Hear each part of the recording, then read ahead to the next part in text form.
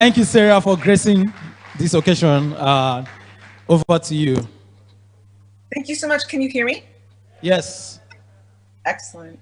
I'm actually, I speak at a lot of conferences, but this is the most excited I've ever been to speak at a conference. Woo! I'm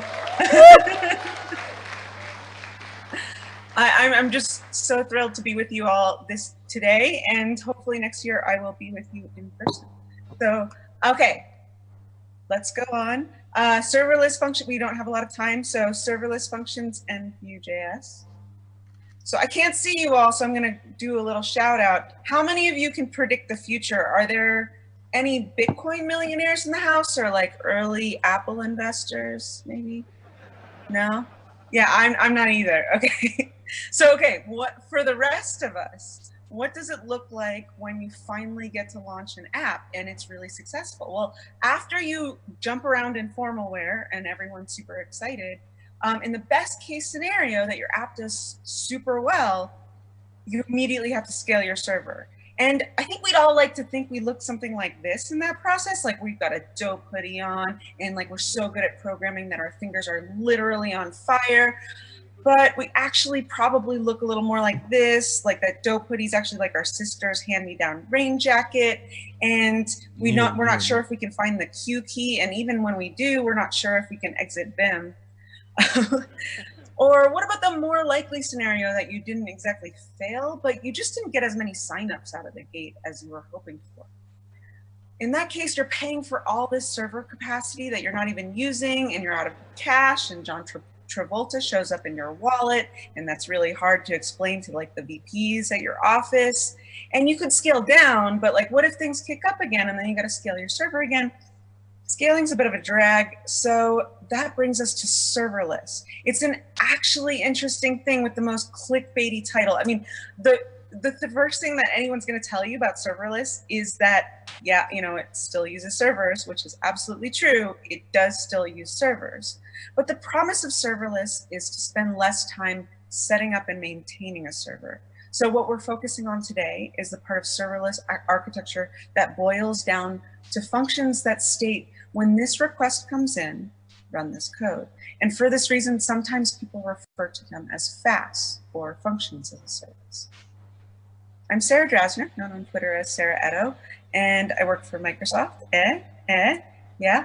I also am a staff writer for CSS Tricks. I'm on the Vue core team, and I've had the absolute pleasure of co-organizing this event with Christian and Brian and William and Prosper and all of the people that you see there. So I'm here today to talk to you about how we integrate these serverless functions with Vue.js applications. So Simona talked about some of the gotchas and some of the things that you might run into and some of the ways that you set up serverless functions. Today, I'm going to talk about some really common use cases and ways that you can work with serverless functions immediately. And because I work for Microsoft, I'm going to show you some pieces that are using Azure, but you can use it with all different kinds of cloud functions. You can use it with any different kind of service. And everything that I'm showing you today is open source, so you can explore the code. So some of the benefits of serverless include not getting into that situation that we talked about before where you're scaling, according to the business. And here's the interesting part. You pay for only what you use, which is usually a lot less. Like the kind of like secret in the industry is that serverless functions are inappropriately priced. So they're actually priced way lower and priced like, kind of too low, to the point where companies aren't even making that much money off of them. But that makes it really good for developers because we're actually using something that's super cheap to run. So serverless functions are, aside from being, scaling along with your needs, are super easy and cheap to work with. They're also really great because you don't have to spend time babysitting them, which we talked about before. And something that I really like about them is that they have the same idea as functional programming, which you break things down into smaller bits. So you can have small reusable functions and you can use them across a variety of applications. So some of the stuff that I'm showing you today, you can just grab my repo and reuse it. And another thing that I quite like about it is that it makes use of the principle of least power, which in programming boils down to choosing the least powerful premise suitable for a given purpose. So, okay, we mentioned before that serverless can mean functions as a service, and there's a lot of as a service kind of things out there. So I thought I would do a quick comparison of what you manage for each of these services so you get an idea of like what's going on. This is an actual SVG animation, and there's a link to the code pen here, which I'll share later. So if we look at the services and what we manage, we have infrastructure as a service. You can see you manage a lot, platform as a service. And functions as a service, you're managing just what's above the waterline. So functions as a service, you're just managing the application layer. Now, when we usually deploy server-side software, we start with a host instance, and then we deploy the application within the host. But in a serverless paradigm, we remove both and replace it with a vendor fast platform that we're not managing ourselves. So we'll deploy these functions to that platform, and this allows us instead to just focus on the logic, which is written as individual functions. And unlike the earlier host and application model, that function isn't continuously running. It's running on an event. When an event is triggered, the function is executed by the vendor in a container. You might have seen this sticker before. It's quite popular. There's no cloud. It's just someone else's computer. I'll just add to this and say there's no serverless. It's just someone else's fully managed execution environment that I only pay a fraction of a cent for whenever my function is run. All right, so does this mean that we should serverless all the things? No, we shouldn't. Serverless is really good for a few different use cases, some of which we're going to cover today, but it doesn't do well for long running stuff. So anytime there's a persistent connection, so like WebSockets would be one, multiplayer online games, chat applications, real-time updating social streams, those are not good uses for serverless. Serverless is event-driven. So what is it good for? You can clean data on a cron job. You can take data and use it to create data visualizations. And you can create your own API. We're going to actually create our own API today, so that's kind of fun. We're also going to make an e-commerce site, which is also really fun. So setting up a function is pretty trivial. We get a free account. We go into the portal like this. And we have a lot of things kind of autofill for us as we're going through this demo. So one of the things that I want to point out, oh my God, like it's my first time using Keynote and I really love these transitions, like fire. Okay, anyway, that's not the point. Make sure that you're using the consumption plan. That's the one that will scale based on your usage. So the app service plan, which is the other option here, is you're gonna have to manage it yourself. And if you wanna make sure that it's auto scaling, then definitely work with the consumption plan. So right away, they'll set us up with a test, which I've simplified and modified to include tacos, which is really important. So I'm in the request body, I'm passing in this name, which is delicious tacos, if you can't see it. And consider that like a parameter. So if you're thinking about like functions, this is a parameter that we're passing. And then consider this part inside the index.js as like a piece of our function. So the context.res, we're saying that the body is hello plus what our parameter is, which is delicious tacos. The other thing I want to point out is that we can do something like a context log, and context log is very similar to a console log. So we're going to see that outputted below. So if we run this, you can see that we have this hello delicious tacos, which is exactly what you'd hope and wish for. Basically, we're printing out that string concatenation, concat, you know. And then we also have this yo, yo, yo, yo, yo, which we put inside of our console log or context log. So, okay, this is really cool and very exciting. You already know how to work with functions. These are just the same old functions that you know and love, except they're executed directly on the server. So it's not actually that many things that you have to learn or learn differently. It's really very familiar and very easy to work with if you're already a JavaScript dev who works with these kind of functions all the time. Okay, so we set up a function.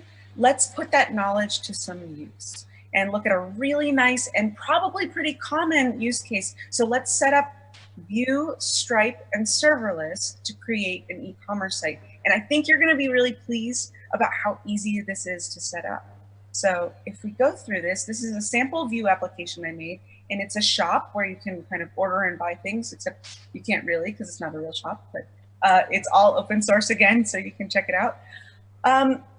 There comes a time in any young app's life when it needs to monetize, and there are a number of ways where you can accept money, but in like a number of ways that you can do so. But there's nothing quite as direct as actually literally accepting money. So let's talk about how you can literally accept money from any application that you build. And we don't have the time to go through every piece of this application, so I'm giving you a bird's eye view of all of the structure and how it's all set up. So I'm using Nuxt. Nuxt is a really, really awesome thing. If you don't know about, if you haven't used Vue before, Nuxt is like Next.js in React. It's kind of the Vue version of that. So server-side rendering and routing and things like that. So I'm using Nuxt and Vuex. Vuex is kind of like Redux.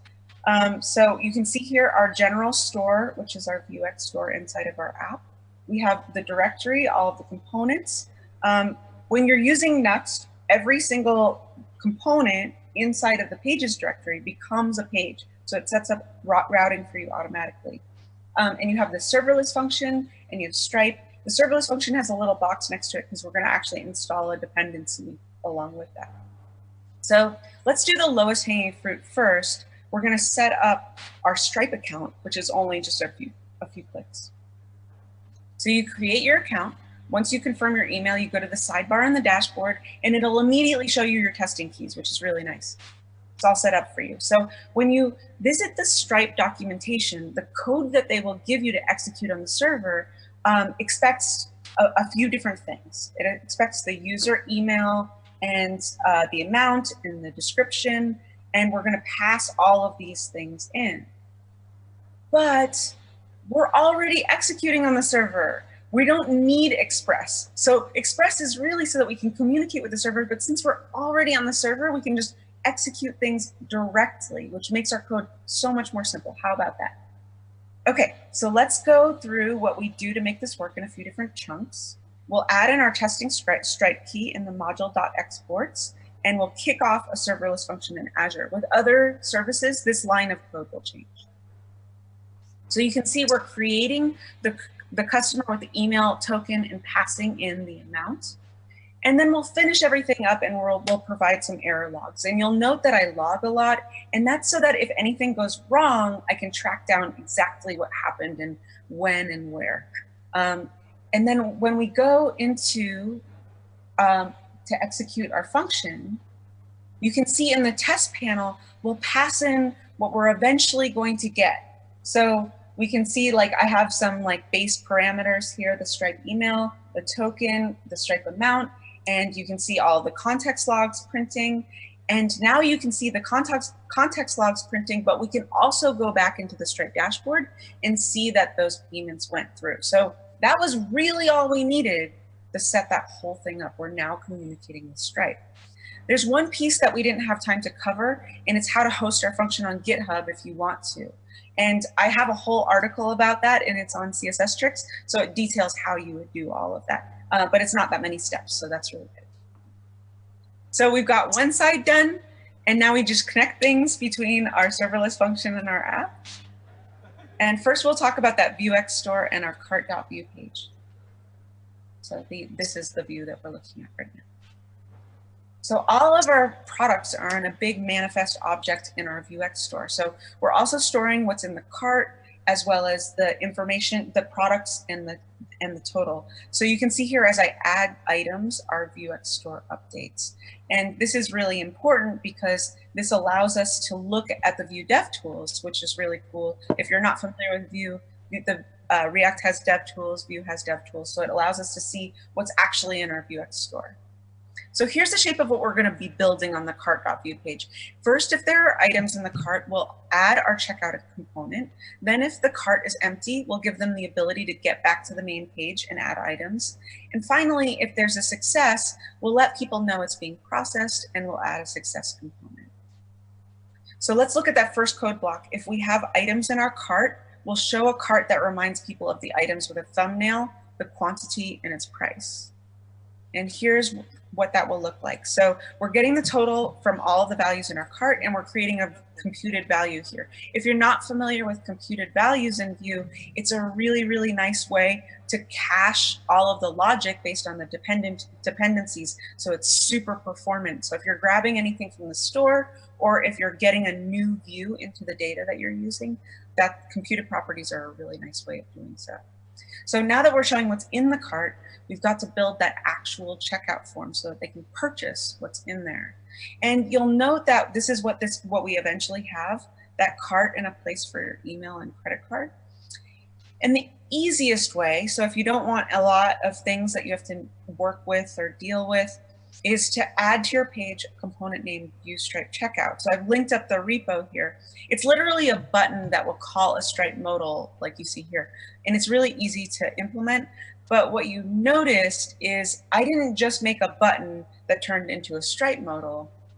I actually made it styled along with the page. So if you need a more customized experience and you need to make it look like it's part of the page, you use a thing called Stripe Elements. So for that kind of customization, it's a little bit more work to implement, but really not that much. So it allows you to get the freedom of handling the form yourself and also do all the testing and things like that. So there's a version called Vue Stripe Elements Plus. That's the version that I would recommend. I worked with a whole bunch of them, and this is really the best quality one. So you can use it with NPM or Yarn. And we're going to go over that cart.vue page, and we're going to integrate with the checkout.vue component, and that's where we'll use the Stripe elements. So out of the box, Vue Stripe Elements Plus has a few defaults. So a couple of notable things here. You would put your Stripe key on that card component, and this button here has a pay method that's attached to the click event. That pay method is really important, so let's go over that really quickly. In the script in the same component, we have some imports, and you can see at the bottom here that pay method. The create token of this pay method returns a promise, which resolves in an object with a token or an error key. So to configure it to our needs, we're going to need to store some data properties, including whether it was submitted, whether it was completed, the status, and the response. We'll also need to gather a bit of information from our cart.vue component, which is the parent. And so we're going to use props for that. If you're familiar with React, this should look very, very familiar. We need the total as well as the success. So, okay, here's what that pay method is going to look like once we've customized it. When someone clicks the form button, it kicks off the pay method. We have that create token promise, but now we've changed submitted to true. We're going to use Axios to post the URL to our serverless function and send the email that we've collected from the form, our token, and the total. And you might be wondering where I got that URL from. In that portal view that we saw before where we saw the serverless function, it's right in the corner there. So it just says get function URL, and that's where you can get the information about where that function lives. So after that's complete, we're going to change the status to success, clear the cart with a mutation in Vuex, and log any errors. So to review, because this is the most important part in that pay method, we use Axios to post our function URL, our function to our function URL. We track whether or not we've submitted the form or not with this.submitted. It sends the email, the token, and the total to our serverless function. If it's successful, it commits to our Vuex store. The mutation clears the cart, and it emits to the parent cart component that the payment was successful. If it errors, it changes the status of failure, logs the error response for help with debugging. So while the function works its magic, we're going to show them a loader that's a few seconds long, and it's going on long enough to draw their attention, which reduces the perceived wait time. So when you're a user, you kind of overestimate passive wait times. You're sitting there and you're like, oh man, this is so boring. I don't even know if this went through. Like, come on now, like what's going on over there? Hello. So if you show them a loader that's a little bit engaging, it feels like it happens for a lot less time. And we really need something like that when we're communicating with the server, because we don't know how long the latency is going to be. In the case of failure, I feel so bad for this cat. Oh my God. We'll let them know that something didn't quite work right, and we'll clear out anything set by the pay method, but not the cart. In the case of success, go ahead, Lennon. We'll show a little successful animation to get the dopamine flowing, wait a minute, and then we'll reset the cart so that they can continue shopping. So here you see the loader, and you also see the success. So this is where we are now. That success component is a component of its own. It's attached to the cart page. And here's what it looks like. I isolated it in a CodePen demo for you if you want to check the code. And we'll create a set timeout event that restarts the cart with a function on the parent, which is emitted from here. Okay, so remember this view, we talked about what we're going to do for each piece and the conditions of the statements. So let's fill out what we did. We created our cart, imported our checkout component, and also tracks the successful payment. If the cart's empty, we let them fill it up by going back to the home page. And if the payment was successful, we show them a success component, restart the cart on a set timeout, clearing out what we have. All right, you did it, party. I mean, actually, in like 7 minutes, you set up an entire application, did all of the serverless parts, configured it with Stripe, and now you can accept payments from anywhere in the world with your application with just a few steps. All of this stuff is open source, so you can use the application itself. You can use the serverless function, so you can kind of dig in, grab that code, and even convert it to any other provider that you're using. So you can get started yourself.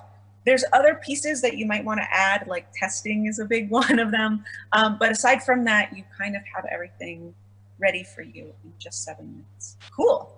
All right, in the time we have left, let's do one more thing. Let's go over another really common use case. We're going to create our own API for a Vue application with serverless functions. So let's get started. So here's our application. I wanted to make an app where I could explore cocktails. This is the initial version and kind of a simple search functionality, has some random functionality. Soon I'm going to make it so that you input ingredients from your house, and then it gives you any cocktail that you can build. But then I was thinking like, okay, I'm going to give this talk, and maybe not everyone likes drinks or cocktails like me, so I could also make like an ice cream finder. Then I was thinking like, okay, some people are lactose intolerant, and some people have diabetes and things like that, so maybe ice cream isn't that great. Okay, so what if we do a puppy finder? Then I was thinking some people like cats instead of puppies, and some people are allergic to puppies, or like they are scared of dogs. So what we can do is we can make a things we like finder, and then people can just kind of decide what they like on their own. But that's a really complicated UX and really hard to build. So I'm just going to use a cocktail finder for now, but you could really use it for whatever you want. So, okay, the first thing we're going to do is we're going to make our function. You saw this before where we just kind of click on the serverless function app. And then if we go in here, we're going to go into the integrate tab, and I'm changing the root template to some other name. So here I'm going to say hello. I'm going to go into the selected methods and just say get. That's all I want for this API that I'm building. And I'm also going to change the authorization level to anonymous. So to review, in integrate, we gave the root template a name. The authorization level is anonymous. And we allowed HTTP methods, and we selected get. So here's what happens if we go to that, remember how we got the function URL? We get the function URL, and we're querying for the name Taco Face, which is my name, and it returns us with hello Taco Face. So that's it. We now have a fully functioning API. So that's super cool. How about that? Okay, we're gonna set up like more information than that. I mean, that's great if you just need like hello Taco Face, but we probably want a little bit more information than that. So we're gonna talk about how we set that up with something like Cosmos DB. So here's the overall setup. Again, this is bird's eye view. You can see that the app is pretty similar to what we had with the shop. The serverless function this time has no dependencies and is rather small. So we're going to use it to surface the Cosmos DB data. If we go into Cosmos DB, we can add a collection. So I'm going to call it Cocktail Finder. Collection ID is cocktails, and partition key is ID. So here I create a Cosmos DB database, a collection. The documents are each drink, and I'm just showing you 3 here as an example. Really, you can use the terminal to add values. You can also upload like something like a JSON file, whatever kind of data and format you want. So I've added this in manually. One thing to note here is that anything with an underscore is something that Cosmos DB makes, and anything without an underscore is actually like the things that we made. So that's the difference that you're seeing. So back to our function. We're going to go into the Integrate tab, and we're going to select inputs here at the top, and then select Azure Cosmos DB and select that. So something to note here is the way that I'm doing it, all the records are pulled out of Cosmos every time, and that's not always going to be the most efficient path, but it's the simplest. So that's for the purposes of this demo. You might want to use something else in production. So this is what we start off with in our function.json. This is the default that they give us. And here's what we're going to add. So I'm going to, kind of zoom into what we're adding here. One thing that you'll note is the type and the name and the direction and the connection are all provided for us, that it just kind of autofills. But we did fill in the database name, which you saw, which was Cocktail Finder, the collection name, which was Cocktails, and the partition key, which is ID. One thing I want you to note here too is that name that says input document, we're going to use that in the next thing. We're going to use that in our serverless function. So that's what we're going to use here. So this is the default serverless function that it gives you right out of the gate. And here's how we're going to update it. We've got our context.log, we've got our context.res, which we used earlier. And look at the body of this. We have context.bindings.input document. That input document is what I pointed out before. That's how you connect them. So if we go in here and we run this, you can see that inside of our function.json and the sidebar here, this is all where we changed all of those values. So that's where everything lives. In the index.json, we save, we run it, and then you can see as we close this out, all of these things coming through, and that's exactly what we had in Cosmos DB. So you can see that kind of coming through the context.log. And if we use CodePen to make the world's smallest Vue app ever, so we have a new Vue instance. If you're not familiar with Vue, we're creating a Vue instance. In the EL, we're connecting it with div-id app. And then in the created lifecycle method, we're using Axios to post to that function URL, and we're just showing all of the response here. That's everything that we need to make a fully functioning API. So we have success. Don't tell this porcupine what's going to happen. This is what I think success should look like. Okay, let's talk about this for a second because it's really important. In a non-serverless paradigm, you have to pick something like Express. We have to set up endpoints. We have to give our web server secured access to the database server. You have to deploy it. But we created an API with serverless in a few button clicks and just a few modifications. This is a really big deal. So this is the super fun part where we're using that data to output to the page and make things for our app. So if we're connecting this to Vue, this is what our template would look like. We get all of that information that we just stored in Cosmos DB, and we can output it to the page. We're using v-for loops and things like that. And we're also using the object itself. And that's how we're creating our cocktail finder. So this is what we get, a nice API to traverse and create. And it's useful for people building applications for people who like things. And I like cocktails. On that subject, serverless and Vue allow us to accomplish a lot without a lot of infrastructure. It's so cool how all these technologies can play so well together and allow us to accomplish a variety of tasks so quickly.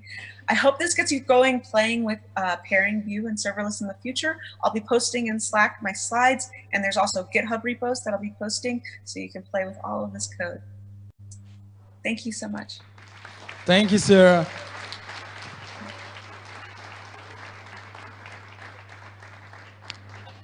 I think we don't have too much time, but I can take a couple of questions if people want. Yeah, any questions? Oh, okay, we have a number of questions.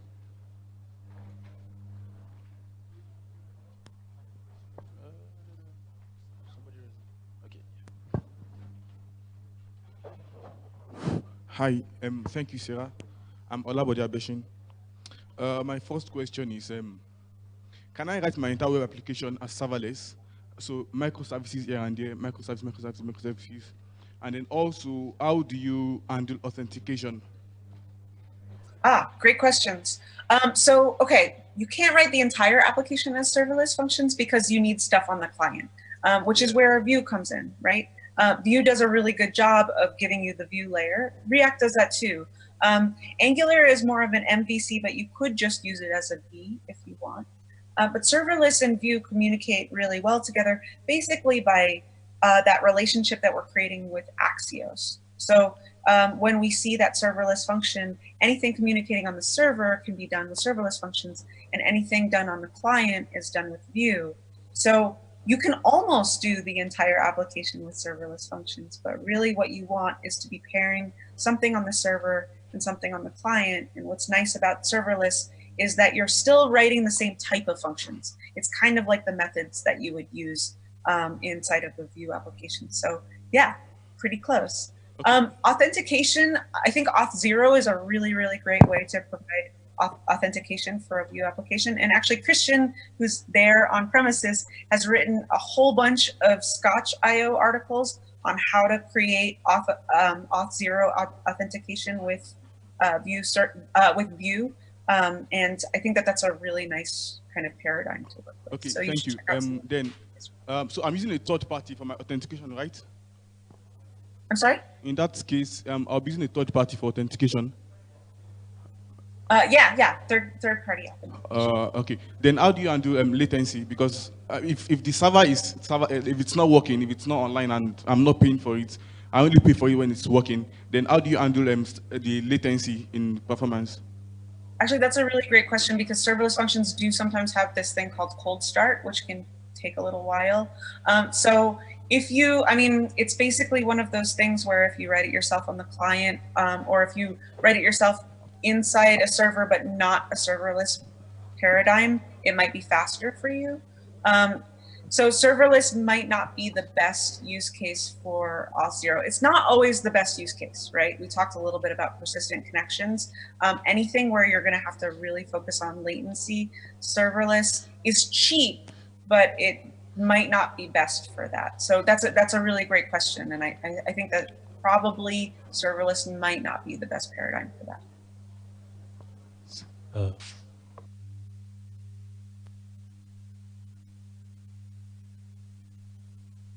Anything else? Should we move on?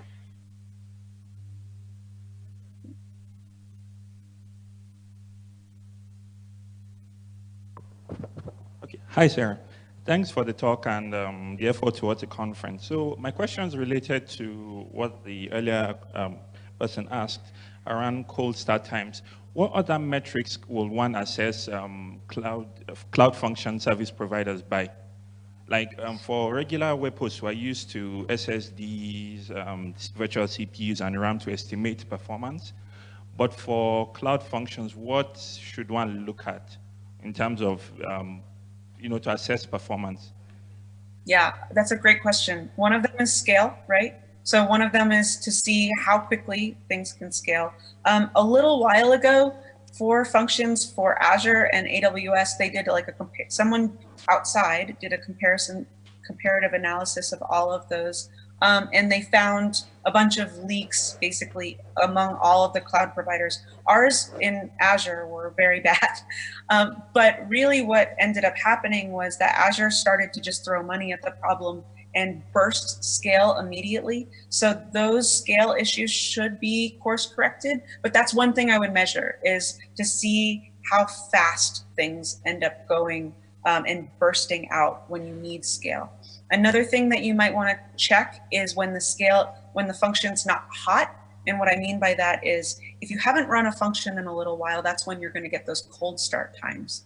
One way that people have been using in the industry to kind of trick this thing, and it's an industry-wide problem, it's on every service provider you're going to deal with cold start times. You can have a set timeout function that retriggers the function so that it kind of stays hot. It doesn't always work exactly right. There's one last thing that we're coming out with, and I'm not allowed to say too much about this, so I'm going to try to skirt around what I can say. Azure's going to come out with something that's like a hybrid model where you pay a little bit more. So serverless functions are super cheap. You pay a little bit more, and then you don't pay for cold start times. So in order to kind of circumvent that, if you want to work with the serverless paradigm, you kind of have to pay for it because it is dedicating pieces of the server to that task. Really, usually with serverless functions, we're using leftover capacity, and that's why it's so cheap. So this would move away from that paradigm a little bit, but it wouldn't be as expensive as running on a traditional server, like just hosting on, you know, MongoDB or something like that. So that hybrid model, I think we're going to be calling supreme functions or like deluxe functions or like some sort of sandwich kind of analogy. So look out for that. I think they're going to be announcing it in a couple of months, but they said that I can kind of talk about it a little. So I think that that's something that you should check out when it comes out. One last one is, can functions share some sort of non-persistent storage between requests, across requests? Non-persistent storage across? Yes. Not really. Serverless functions don't hold data. They're really just functions. So you can think about them as the same kind of functions that you're dealing with on the client. Like a function on the client isn't really holding resources either necessarily, maybe small bits, but it's not going to be that performant to hold a lot of data, right? Like in a normal function, that's not where you would host like all of the information for your store. Like, you know, you'd put that in Redux or Vuex or something like that, or store it in some sort of other object. So it works the same way. So you'd really want to hold your data somewhere else, and then the function kind of coordinates that. And there are even things like durable functions, which allow you to coordinate many different functions at different times. So if you do need to like talk to a server and then do something else and keep those bits kind of small, those durable functions will allow you to keep those things orchestrated. Great questions, yeah.